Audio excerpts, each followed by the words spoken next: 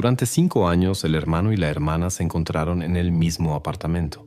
Era una casa acogedora en un barrio tranquilo de Burdeos, donde Theo regresaba diariamente después del trabajo y se dormía, sin siquiera sospechar que pasaba las noches literalmente encima de Elodie, su hermana menor, quien, según la versión oficial, había abandonado la ciudad hace 5 años. Los vecinos la vieron por última vez en junio de 2019 y desde entonces solo aparecía regularmente en línea, se comunicaba activamente con amigos y publicaba fotografías de supuestos lugares diferentes. En realidad, todo este tiempo Elodie estuvo aquí, en el apartamento número 24, en un nicho bajo la cama artesanal de su hermano. Mañana del 3 de mayo de 2024. Frente al apartamento número 24 se encuentran agentes de la Policía Criminal de Burdeos.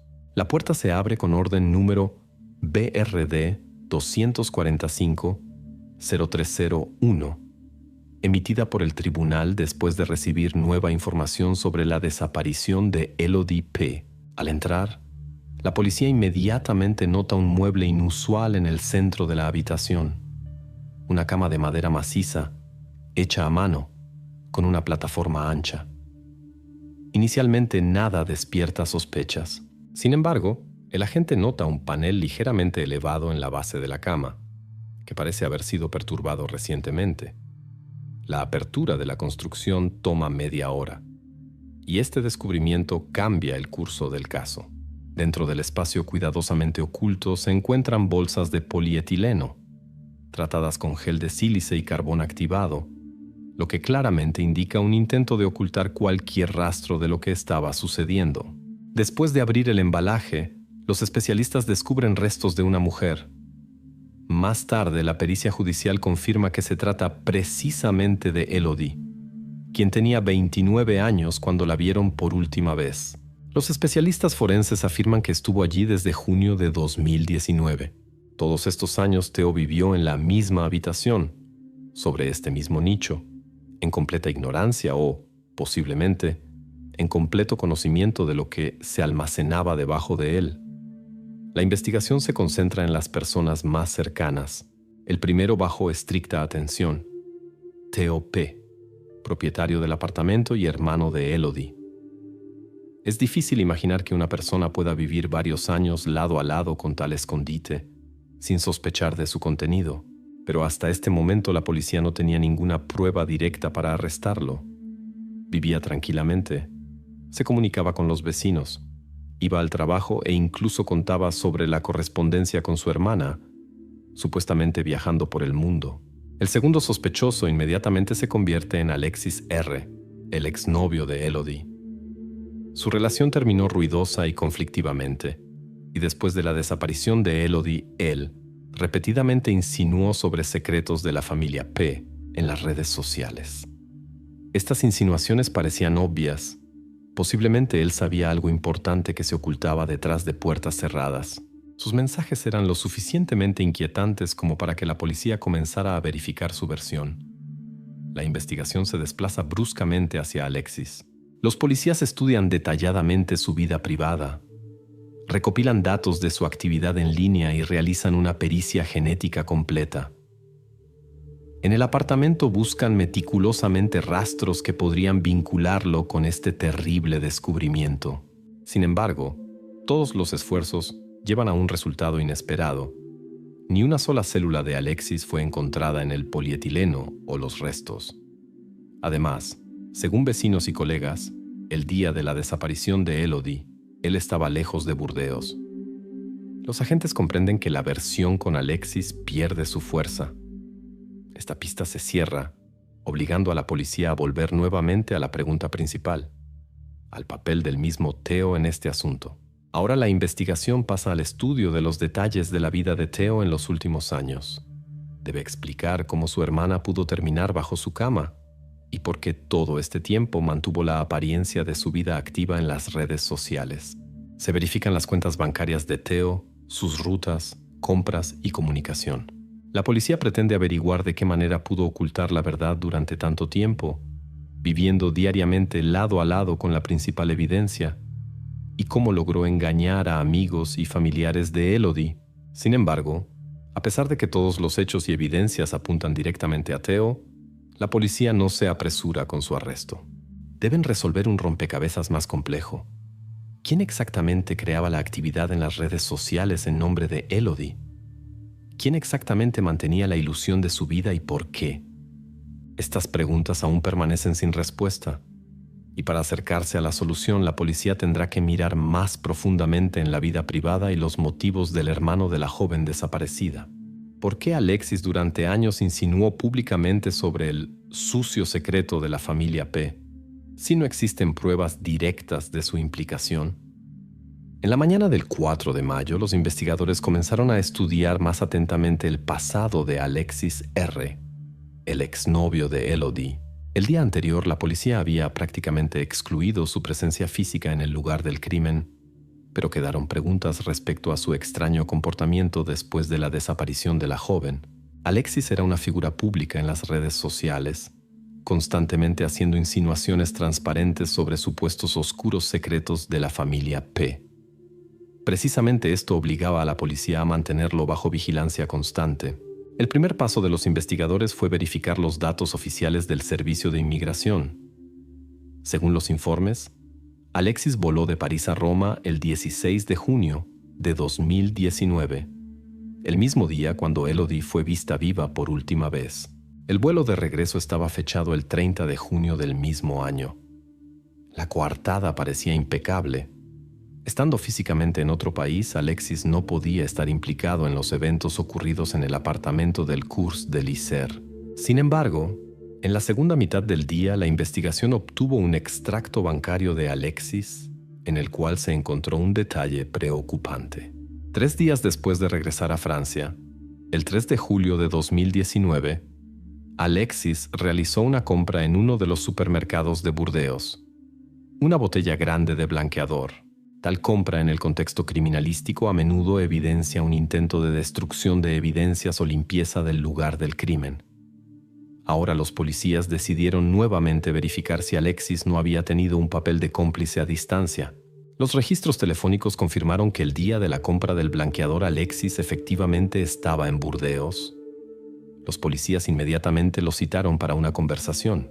Alexis se presentó en la comisaría voluntariamente, sin ninguna resistencia, y calmadamente explicó la compra de productos químicos domésticos diciendo que al regresar del viaje estaba limpiando su apartamento. Según sus palabras, esto era una rutina habitual después de una larga ausencia. En su comportamiento los investigadores no notaron nada sospechoso. Alexis respondía claramente, con seguridad, sin confundirse en los detalles. No obstante, la investigación no podía ignorar la coincidencia de fechas y el carácter de la compra. La policía tuvo una versión de complicidad a distancia, suponiendo que Alexis podría haber ayudado a alguien, sin participar personalmente en el crimen mismo. Los oficiales de policía continuaron estudiando sus conexiones, correspondencias y contactos esperando encontrar alguna evidencia de esta versión. Pero en la tarde del mismo día, los investigadores recibieron la información más importante del laboratorio forense. Según la conclusión preliminar de los expertos, los últimos signos de vida de Elodie desaparecieron dentro de las 48 horas después del 16 de junio de 2019. Esta información confirmó definitivamente la imposibilidad de la participación de Alexis en lo sucedido. En ese momento él estaba ciertamente en el extranjero. Los investigadores se vieron obligados a reconocer que la versión de su participación directa caía completamente. Al mismo tiempo, el comportamiento de Alexis continuaba pareciendo extraño y generaba preguntas. ¿Por qué durante tantos años metódica y públicamente arrojó sombras sobre la familia de Elodie? Posiblemente la causa fue una decepción personal después de su ruptura ruidosa, pero la policía no tenía derecho a actuar basándose en suposiciones personales sin hechos sólidos. Ahora la atención de la investigación gradualmente se desplazaba hacia el otro lado del caso. Al final del día, los investigadores decidieron que había llegado el momento de verificar la situación financiera de la familia P y sus relaciones internas. Posiblemente allí se ocultaba el motivo de lo sucedido. Alexis se volvía menos interesante como sospechoso, aunque no desaparecía completamente del campo de visión de la investigación. Hasta el cierre oficial de esta dirección se requería verificar todos los hechos a través de canales internacionales. ¿Por qué desde las cuentas bancarias de Elodie se realizaban regularmente pagos de sus servicios en línea si, según la versión oficial, ella residía desde hace tiempo en Bélgica? La investigación gradualmente se desplazó hacia la figura de Theo P., hermano de Elodie. Después de que la versión de la implicación del exnovio Alexis fue prácticamente excluida, la atención de la investigación se dirigió hacia los flujos financieros dentro de la familia P. Desde el inicio de la desaparición de Elodie, sus redes sociales continuaron siendo activas, creando la ilusión de que la joven se había mudado a vivir al extranjero. Familiares y amigos creían que vivía en Bélgica. Sin embargo, los oficiales de policía no encontraron ni una sola prueba de su presencia física fuera de Francia desde junio de 2019. En el proceso de verificación de cuentas bancarias, la policía logró establecer un detalle importante. Los pagos regulares por suscripciones y servicios en línea de Elodie continuaron sin interrupción hasta mayo de 2024.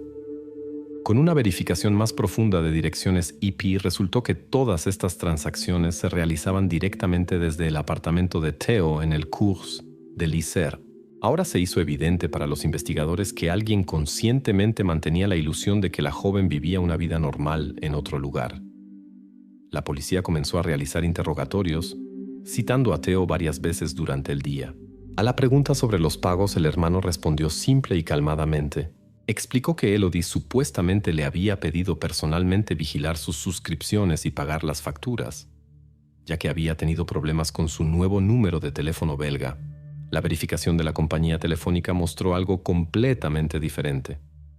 La tarjeta SIM de Elodie estaba inactiva desde junio de 2019 y nunca más entró en la red. Mientras tanto, los investigadores descubrieron otro detalle importante: una transacción financiera que conectaba al hermano y la hermana. En diciembre de 2018, Theo tomó un gran crédito por la suma de 60.000 euros, planeando abrir un lavadero de autos. En este crédito, Elodie actuaba como garante. En sí misma, tal transacción no era inusual, pero precisamente este hecho ahora era extremadamente importante. Si Elodie hubiera desaparecido oficialmente o hubiera sido declarada en paradero desconocido, el banco podría haber comenzado el proceso de devolución anticipada del crédito, lo que claramente habría creado serios problemas financieros para Theo. Durante la comunicación con los familiares de la familia P., los investigadores se enfrentaron con otra versión más. La familia comenzó a afirmar que Elodie supuestamente había abandonado Francia y se había ocultado conscientemente para no devolver las deudas del crédito conjunto. Esta versión parecía plausible a primera vista, pero no se confirmaba con hechos reales y transacciones bancarias. No obstante, la investigación cuidadosamente registró esta declaración y continuó la verificación. Mientras tanto, los especialistas en crímenes financieros descubrieron que el crédito por el lavadero se pagaba puntualmente por Theo hasta el último momento, y formalmente el banco no tenía reclamos ni hacia él ni hacia Elodie. Esto debilitaba parcialmente la versión sobre la huida financiera de la joven al extranjero. Sin embargo, el avance decisivo llegó cerca del final de la jornada laboral. Uno de los investigadores, estudiando los extractos de la tarjeta bancaria de Theo, se topó con un recibo de la tienda de construcción Leroy Merlin, fechado el 17 de junio de 2019, al día siguiente de la última aparición registrada de Elodie. En la lista de compras figuraban varias placas grandes de OSB, película de polietileno doble y absorbente destinado a absorber humedad y olores. La fecha de compra coincidía demasiado precisamente con el momento supuesto de la desaparición de Elodie, y ahora la investigación necesitaba entender de qué manera el hermano podía explicar esta compra sospechosa. Inmediatamente se envió una solicitud oficial para obtener grabaciones de video de las cámaras de vigilancia de la tienda Leroy Merlin para confirmar la identidad del comprador y sus acciones. Mientras se esperaban las grabaciones, la investigación comprendía que el descubrimiento de esta información cambiaba bruscamente la dirección de la investigación. La policía ya no podía percibir a Theo exclusivamente como una persona que había caído en dificultades financieras. Se convertía en la figura clave de todo el caso. Las grabaciones de las cámaras de vigilancia debían dar la respuesta definitiva. Si Theo realmente había comprado personalmente los materiales utilizados en la construcción del escondite bajo la cama, esto cambiaría radicalmente el estatus de su participación en lo que estaba sucediendo. La investigación se detuvo en este momento tenso. Las siguientes horas eran decisivas, ya que las pruebas en video podrían confirmar definitivamente quién exactamente era responsable de todo lo que se ocultaba en el apartamento número 24 en el Cours de l'Isère. ¿Qué exactamente registraron las cámaras de videovigilancia de la tienda Leroy Merlin y cómo esto cambiará el estatus del hermano de Elodie? El 8 de mayo la investigación pasó a una nueva etapa. El sargento Mallet, uno de los agentes más experimentados de la Dirección Policial de Burdeos, recibió en la mañana la respuesta a la solicitud oficial sobre las grabaciones de las cámaras de videovigilancia de la tienda Leroy Merlin. El sargento inmediatamente entendió que esta era la evidencia más importante en el caso de la desaparición de Elodie P. El video estaba fechado el 17 de junio de 2019, solo 24 horas después de que Elodie fuera registrada viva por última vez. En la grabación de la cámara se veía claramente cómo Theo cargaba independientemente en un pequeño Renault Twingo una bolsa de 20 kilogramos de absorbente, varias placas de OSB y un gran rollo de película de polietileno doble. El rostro de Theo en el video no dejaba dudas. Era él. Esta evidencia era lo suficientemente seria como para que los agentes procedieran al estudio detallado de la ruta y acciones posteriores del sospechoso. El mismo día, el sargento Mallet realizó un examen del ascensor en la entrada del edificio en el Cours de l'Isère. La atención del investigador fue atraída por las grabaciones de la cámara interna del elevador. En la grabación del 18 de junio de 2019, a las 2:03 de la mañana, Theo estaba distintamente registrado. Llevaba a la cabina un objeto voluminoso, envuelto en polietileno, recordando por su forma y dimensiones una figura humana. El peso de la carga fue determinado visualmente por los expertos en aproximadamente 54 kilogramos. El sargento Mallet inmediatamente citó a Theo a la comisaría para un interrogatorio repetido. A la pregunta sobre el origen de la carga sospechosa, registrada por la cámara en el ascensor, Theo declaró que era solo un viejo colchón del cual se deshacía durante la limpieza del apartamento. En sus palabras no se notaba agitación o nerviosismo, pero los detectives no podían aceptar esta explicación sin verificación. Los agentes inmediatamente obtuvieron la conclusión de los expertos criminalistas. Confirmaron que por su forma y masa el objeto llevado al ascensor de ninguna manera podía ser un colchón. La conclusión era inequívoca. El objeto tenía contornos claros de una figura humana y coincidía en todos los parámetros con lo que la policía había descubierto bajo la cama tarima. Ahora las palabras de Theo parecían aún más dudosas a los ojos de la investigación.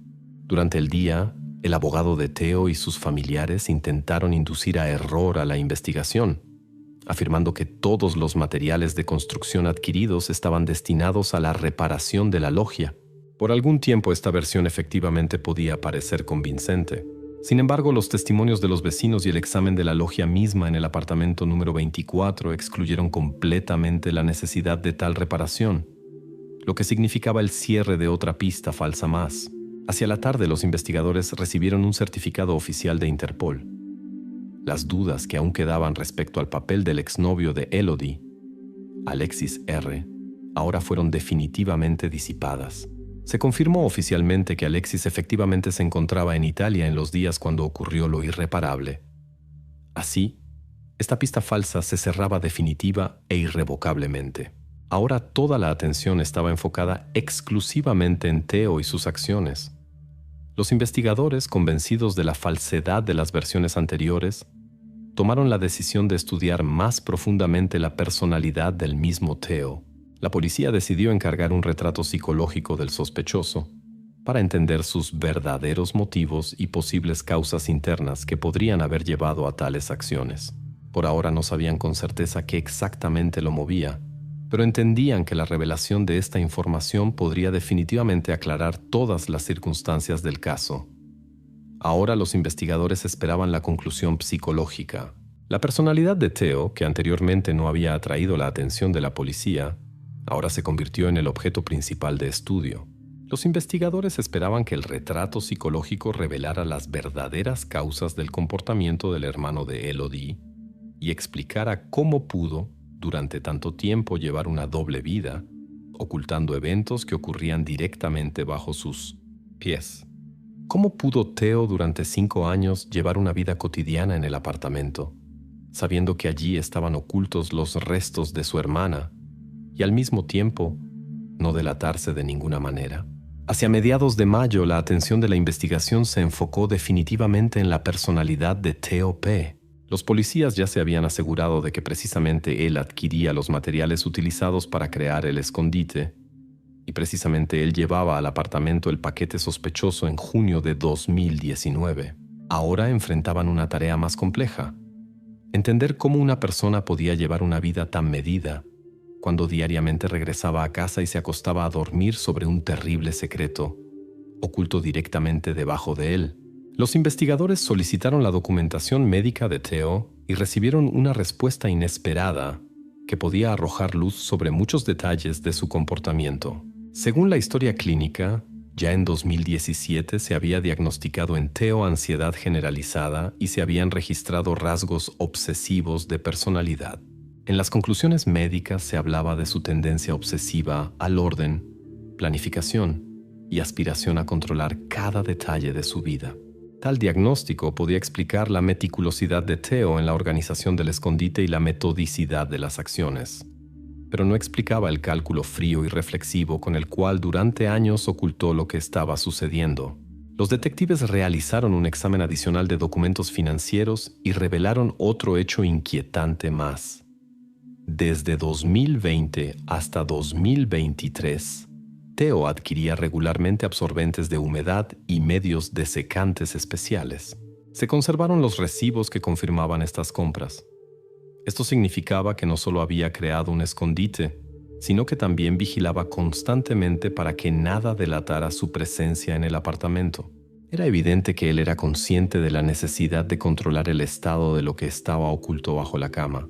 Simultáneamente, la investigación verificó la posible versión de que Theo podría haber actuado bajo la presión de una tercera parte, algún extorsionista desconocido que podría haberlo chantajeado durante 5 años. Los agentes estudiaron las bases de datos sobre grupos criminales, intentaron encontrar cualquier conexión o contactos sospechosos de Theo durante todo este periodo. Sin embargo, la base de datos no dio coincidencias. Esta versión rápidamente se desmoronó, ya que no había ni la menor evidencia de chantaje o presión externa sobre el sospechoso. Tarde en la noche del 12 de mayo, los detectives realizaron un examen repetido del smartphone de Theo, que estaba en posesión de la policía. Allí fue descubierto un corto borrador de texto fechado el 17 de junio de 2019 a las 22:14. En el mensaje figuraban solo unas pocas palabras: ella se cayó, la sangre corrió. Esta corta oración era la primera indicación directa de que esa noche ocurrió algo que se convirtió en el punto de partida para las acciones posteriores de Theo. El borrador evidentemente estaba destinado a alguna explicación o confesión, pero nunca fue enviado. Los expertos inmediatamente comenzaron un estudio más profundo de este mensaje. Los analistas del departamento técnico procedieron a la recuperación de datos eliminados y verificación de llamadas realizadas esa noche. Paralelamente, la investigación procedió al examen cuadro por cuadro de grabaciones de cámaras y sensores de la entrada para reconstruir el cuadro exacto de lo que ocurría en la noche del 16 al 17 de junio. Los psicólogos continuaron trabajando en la elaboración del retrato completo de Theo, intentando entender si una persona con tal perfil psicológico podía cometer acciones que durante largos años permanecieron ocultas del entorno. Estudiaban su infancia, relaciones con la familia, manera de comunicarse con la gente, hábitos cotidianos, intentando construir un perfil psicológico claro. En su opinión, esto era el elemento clave en la comprensión de sus acciones y actos. Al final del día, la investigación hizo una conclusión preliminar. Theo efectivamente poseía rasgos únicos que le permitían conservar la calma exterior y planificar metódicamente sus acciones. Los psicólogos confirmaban que tal persona podía fácilmente vivir una doble vida, controlando cuidadosamente todos sus aspectos. Ahora la investigación enfrentaba la tarea de reconstruir completamente los eventos de esa noche para establecer las circunstancias exactas que llevaron a la desaparición de Elodie y a las acciones de su hermano. Los investigadores no pronunciaban en voz alta la palabra asesinato, pero todos entendían que la investigación se había acercado a la revelación de un terrible secreto que durante tanto tiempo había ocultado este apartamento ordinario en el centro de Burdeos. La investigación, anteriormente completamente concentrada en la personalidad de Theo, dio un paso al lado para entender más profundamente lo que ocurría en la vida de la misma Elodie antes de los eventos trágicos. Hasta ese día la víctima era percibida por la investigación principalmente como una figura pasiva.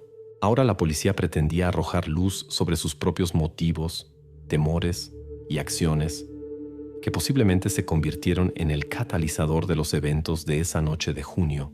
La policía interrogó a decenas de testigos del entorno de la joven, incluyendo amigos, colegas y conocidos. La información más importante vino de un trabajador social de la CAF, Caisse d'Allocations Familiales, con quien Elodie había tenido una conversación confidencial poco antes de su desaparición. El trabajador social confirmó que a principios de junio de 2019, Elodie pretendía presentar una denuncia oficial contra su hermano. La joven había contado que Theo proporcionaba información falsa sobre sus ingresos para obtener prestaciones sociales. Esta declaración indudablemente habría provocado serias consecuencias financieras y jurídicas para su hermano. Una confirmación adicional del conflicto entre hermano y hermana fue encontrada en la correspondencia de Elodie, obtenida de su teléfono. El mensaje enviado por ella a su hermano el 15 de junio de 2019, a las 21:45, era inequívoco y emocionalmente cargado. Si no me das acceso a las cuentas, voy a la policía mañana por la mañana. Esto se convirtió en el momento clave en la comprensión de la seriedad del conflicto que estalló en vísperas de la desaparición de la joven. Sin embargo, cuando los investigadores citaron a los padres de Elodie y Theo para una conversación repetida, estos negaron categóricamente la existencia de cualquier conflicto entre los hijos. Los padres afirmaban con seguridad que su hijo e hija siempre habían tenido buenas relaciones, aunque no sin los desacuerdos domésticos habituales. Esta versión de la familia entraba en contradicción directa con los datos obtenidos de la correspondencia personal, lo que ponía en duda la sinceridad de los padres y reforzaba las sospechas de la investigación respecto a su posible deseo de proteger al hijo. Testimonios importantes también llegaron de la vecina, que residía directamente detrás de la pared del apartamento de Theo y Elodie. Declaró que aproximadamente a la 1:30 de la madrugada había escuchado un grito femenino fuerte, pero no le había prestado atención, suponiendo que era un sonido del televisor, que habitualmente funcionaba fuerte por las noches en el apartamento de Theo. Al principio la investigación aceptó sus testimonios con duda, pero en ausencia de otros datos la versión parecía aceptable. Sin embargo, ya hacia la tarde la situación cambió radicalmente. La policía recibió el informe oficial de la compañía energética sobre el consumo de electricidad en el apartamento, equipado con un contador eléctrico inteligente Linky.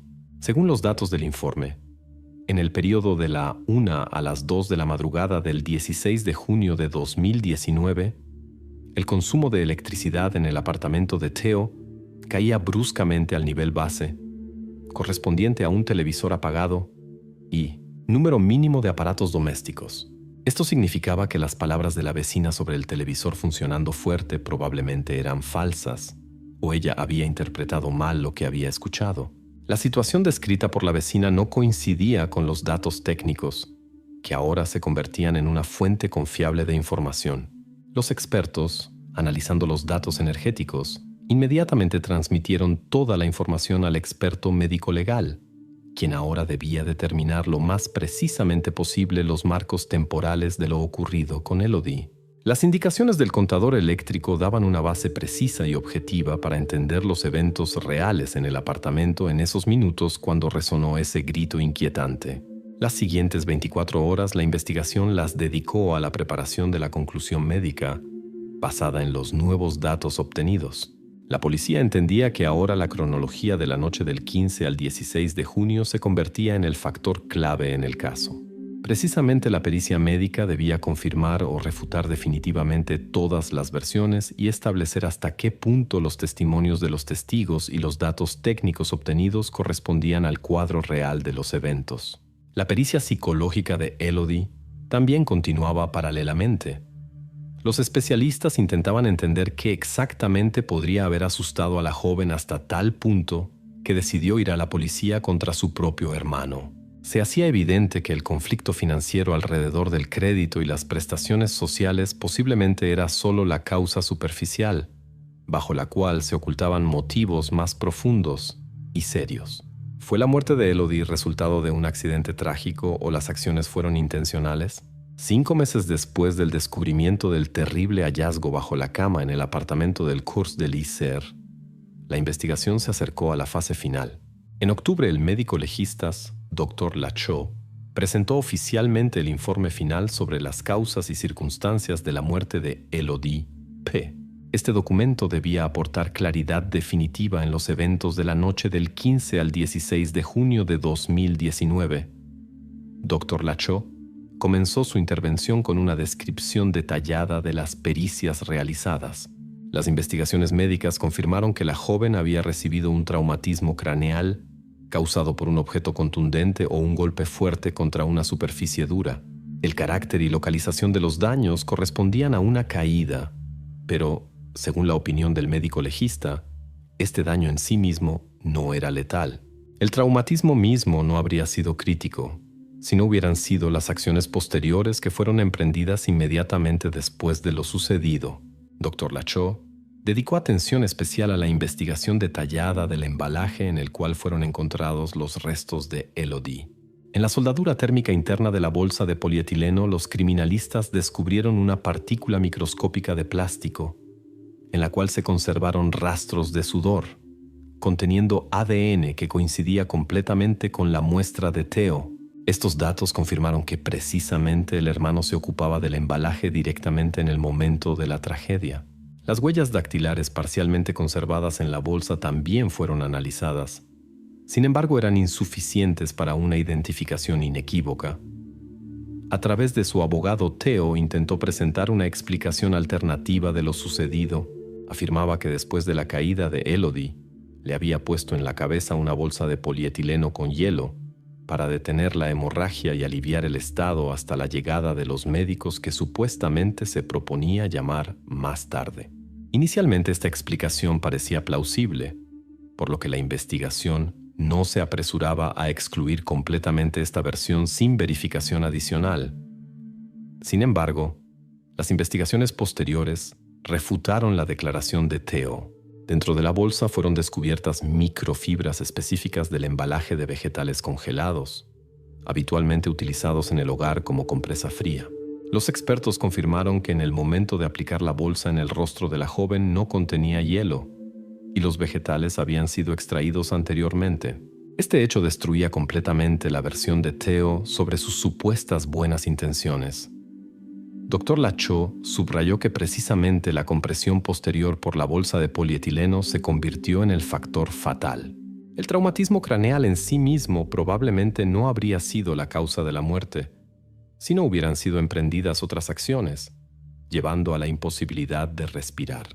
El experto no dio evaluaciones directas de las intenciones, pero desde el punto de vista médico concluyó inequívocamente que precisamente estas acciones se convirtieron en la causa de la muerte de Elodie.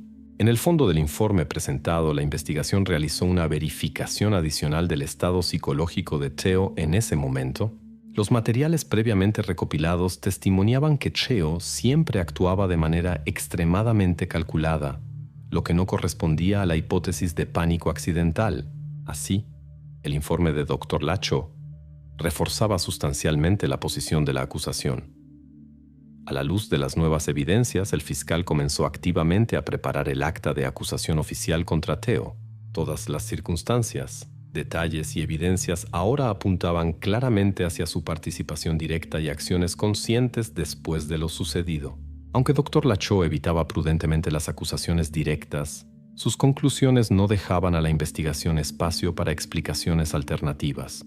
El informe médico-legal se convirtió en la evidencia fundamental de que el evento trágico de la noche del 16 de junio de 2019 no fue simplemente un accidente, sino que fue agravado por acciones intencionales. Esto explicaba también la metodicidad de las acciones de Theo en los años siguientes, la creación de condiciones ideales para la ocultación y conservación de evidencias. Ahora la investigación y el tribunal enfrentaban la tarea de fijar jurídicamente estas evidencias y probar su suficiencia para pronunciar un veredicto de culpabilidad. La policía, apoyándose en la conclusión de Dr. Lachaud, comenzó a prepararse para el proceso judicial.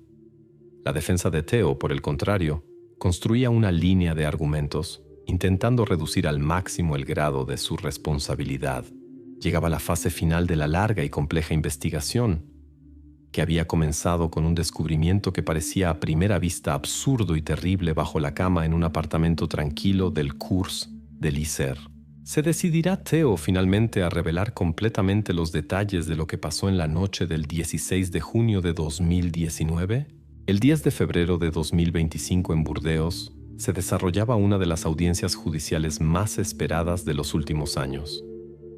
En la sala del tribunal se encontraba Theo P., el hombre que durante casi 6 años había guardado un terrible secreto, oculto literalmente bajo su propia cama.